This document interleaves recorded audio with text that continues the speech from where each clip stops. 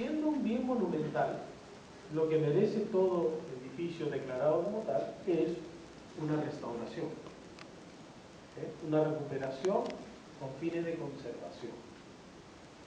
Probablemente la dificultad mayor en estos casos resida en que en la mayoría de los países, cuando se trazan estos objetivos, estos son dirigidos por las instituciones que reúnen el colectivo social, es decir, las entidades que representan el sentir de todas las personas que forman en este caso una ciudad, y no los intereses particulares de personas o instituciones.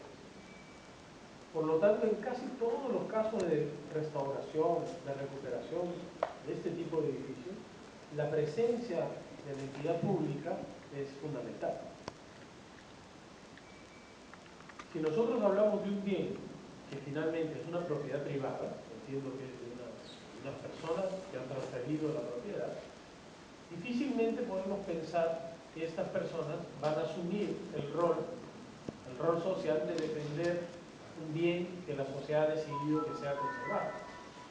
Por lo tanto, en estos casos, yo creo que es absolutamente necesario pensar que las entidades públicas, que las representantes de la sociedad civil, las que dirigen la sociedad civil, deban tener una forma de acción, una forma de participación. Lamentablemente, como decía, en nuestro caso, tenemos una figura que no permite esa intervención, no permite esa participación efectiva de las entidades de gobierno, y entonces se está produciendo un vacío muy grande. Tenemos una intención muy loable por tratar de recuperar un edificio, pero todavía no hemos podido plasmar esto en una voluntad política que decida cómo hacerlo. En casi todos los casos que ustedes van a poder observar de este tipo de recuperaciones, la entidad pública entra en el proyecto para poder garantizar el uso público del edificio. Y esto creo que es la clave del patrimonio. El patrimonio no llega a contener ese sentido de bien cultural de todos si es que no es capaz de convertirse en un objeto de uso público, un objeto que efectivamente todos podamos conocer y apreciar. Y eso es una dificultad muy grande. Yo tengo un grupo de estudiantes que están haciendo una investigación sobre arquitectura virreinal y tienen que estudiar el Palacio Torrental. ¿Cuántos de ustedes han entrado al Palacio de Torrental? La mejor casa barroca del centro histórico de Lima, ¿no? ¿Cuántos de ustedes han podido entrar? Es sede de la Cancillería, la institución pública. Pero para entrar tienen que atravesar 3 guachimanes, 5 guardaespaldas, y si es que sobreviven el primer patio. Muy difícil entonces pensar en el Perú en la posibilidad de un patrimonio, en primer lugar, reconocido como tal, con su valencia histórica y artística. En segundo lugar, destinado a su conservación a través de procesos de intervención arquitectónica que tengan como objetivo la salvación de la mayor parte del edificio. Y en tercer lugar, que el uso garantice el consumo público del bien. Creo que ese es un poco el proceso que debería pasar por la definición de lo que es el patrimonio. Y si nos referimos a un edificio como la Casa Barragán, el Palais Concert, en primer lugar, reconocer su valencia como tal, histórica y artística, garantizar que los proyectos que se hagan estén destinados a la conservación del bien. En tercer lugar, garantizar que el uso de este bien pueda ser efectivamente un uso para todos, un uso público. No necesariamente esto está en contradicción con la forma de gestión del bien. Es decir, lo privado y lo público, en el sentido de la gestión, creo que queda atrás. Lo que debe garantizar cualquier proyecto de recuperación como este es este sentido del reconocimiento y como tal de la transmisión a la sociedad del uso de estos bienes. ¿Hacia qué dimensión estamos apuntando? Si el edificio merece una conservación integral, pues entonces merece un proyecto que efectivamente garantice el salvar la mayor porción de este bien, por razones históricas. Y si consideramos que no es así, sino que el edificio requiere una intervención con obra nueva que permita su salvataje en la porción que vamos a conservar, debemos ser capaces de definir en qué sentido.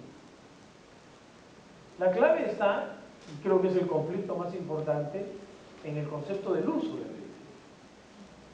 Creo que todo el mundo está de acuerdo en pensar que la Casa Barragán es un testimonio importante y que debe ser conservado. La pregunta es, ¿para qué? Y el problema es que mientras este tipo de intervenciones no sean dirigidas desde la administración pública, va a ser imposible que nosotros pensemos que el privado por iniciativa propia va a plantear una utilización pública. Entonces todo pasa por pensar que todos estos edificios que ustedes han visto han sido comprados por el Estado central con dinero en efectivo a sus propietarios y reutilizados como bienes de uso público. Es el Estado el que designa este uso a través de la adquisición del bien. Es una expropiación. A veces cuando uno dice la palabra expropiación en el Perú suena a castigo, pero en los países civilizados la expropiación es justa, es decir, con un costo y precio, con una tasación, con un tasador oficial reconocido por las entidades financieras y va. Es decir, no tiene que significar eso una pérdida para el privado, sino más bien la garantía de que el colectivo ha recuperado un bien para el uso de la colectividad. Y entonces, esto pasa necesariamente porque las entidades públicas decidan de qué manera vamos a plantear una política de recuperación de los bienes culturales en el uso público. Yo me imagino que ninguno de ustedes en sus casas, vamos a suponer que todas sus casas son bienes culturales, se les va a ocurrir que pueden entregarlo al uso público porque sí. Van a seguramente reclamar cuál es el intercambio que reciben. Por lo tanto, es imprescindible pensar que esto pasa por una definición de unas políticas públicas que tienen que ver con el desarrollo de la cultura en el Perú. Y cultura en el sentido más amplio. Yo tengo muchos amigos literatos y entiendo que ellos están como que muy involucrados con la historia del edificio, pero yo quisiera también pensar en la cultura en un sentido más amplio, que incluya un desarrollo de cosas que hoy están siendo dejadas de lado y que pueden ser incorporadas a este tipo de edificaciones. Por lo tanto, pienso que es importante pensar de qué manera nosotros, como sociedad civil, somos capaces de aportar lineamientos a las instituciones públicas para que definan líneas de acción frente a la recuperación del patrimonio edificial. Para empezar, creo que es necesaria un establecimiento de una política de adquisición de bienes culturales por parte del Estado para su definición como edificios públicos. Y eso pasa por una estrategia de inversión importante. Y en el caso que no, también es posible pensar que las inversiones de los privados, que como escuchaba en la presentación, tienen pues una influencia muy importante en términos de rentabilidad económica, tenga también un contrapeso desde la visión política. Es decir, el Estado tiene que ser capaz de crear instrumentos que permitan que la inversión en el patrimonio también sea rentable. Hacer posible que la inversión en edificios públicos o en edificios monumentales para recuperarlos, para restaurarlos, tenga un valor utilitario también en términos económicos para el propietario, equiparable a lo que signifique la rentabilidad económica pura. A los dueños de la Casa Marzano le hubieran dado 0, porque se tiraron toda la casa abajo. Y a las instituciones que han recuperado íntegramente su edificio les correspondería el 100% de un monto que el Estado seguramente establecerá con fines conservativos. O sea, tenemos que empezar a hacer rentable el tema del patrimonio. Ya no solamente viéndolo como una visión romántica, sino ser capaces de crear instrumentos de gestión efectiva para que el patrimonio no sea un limonero que va pidiendo propinas de mecenas importantes, sino que sea también una operación rentable, como lo son en todas estas ciudades, ¿no? Estos museos tienen perfiles de inversión de 20, 30 años, ¿no? Y recuperan su plata. No es una dádiva que se pierda en el océano. Tienen un perfil de inversión estatal que hace que se recupere el dinero. Y además son capaces de rentabilizar recuperaciones no financieras. Por ejemplo, tener una edificación de este tipo puede significar invertir menos en los colegios, porque los escolares van a tener un servicio adicional, van a asistir, o la tercera edad, o los jóvenes que no tienen dónde leer o dónde trabajar. Por lo tanto, debemos crear esos mecanismos, que todavía no, en realidad yo me siento responsable como miembro de la universidad. Son las universidades las que tienen que crear los mecanismos para poder generar esta forma de compatibilizar la idea de conservación con la idea de eficiencia, de llevar al campo de la conservación la capacidad de nosotros de poder plantear instrumentos eficientes de salvataje de vida.